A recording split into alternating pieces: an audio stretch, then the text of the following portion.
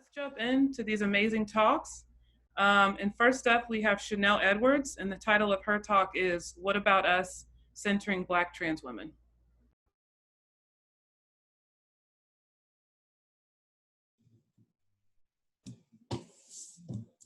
Hello, everyone. Have good evening.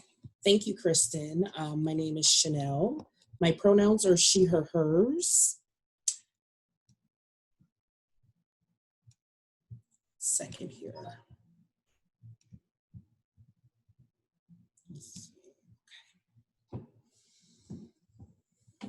Do I feel included and represented by the Black Lives Matter movement? No. Do I feel safe within Black Lives Matter environments? No. Does the sighting of a cop make me feel safe? Absolutely not. We see time after time, young Black men continue to be killed at the hands of white supremacy and law enforcement. Time after time, we come together for protests, call-outs, and other radical movements. But when young Black trans women are being murdered at an alarming rate, where are those voices? Where are the protests? Where is our community? We aren't shouting out Tony McDade, Rhea Milton, Dominique Fels. We cannot continue to marginalize our own people. Law enforcement violence against women of color and trans people of color is largely invisible in discussions about police brutality. Similar discussions about violence against women rarely, if ever, meaningfully address violence perpetrated by law enforcement officers.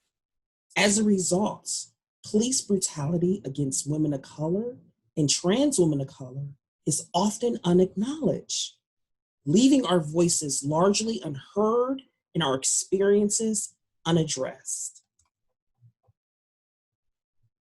Yet since the arrival of European colonists on this continent and the creation of slave patrols, the first state-sponsored law enforcement agencies in the US, Native, Black, Latinx, Asian, and Arab women and girls have been and continue to be harassed, profiled, strip searched, body cavity searched, raped, beaten, and murdered by agents of the state on a systematic basis. Such abuses remain widespread and entrenched across the country in the context of war on drugs, policing of sex and sex work, the war on terror, quality of life, zero tolerance, broken windows, policing. In addition to breaking the silence around law enforcement violence against women of color and trans people of color, we focus on violence by police and other law enforcement agents for two main reasons. First, to forego the central role of law enforcement in the prison industrial complex. They represent the front lines of the criminal and justice system and are often primarily responsible for determining who will be targeted for heightened surveillance, policing, enforcing systematic oppression based on race, gender, gender identity and expression, sexual orientation, immigration status, class, and ability, and feeding people into the prison industrial complex.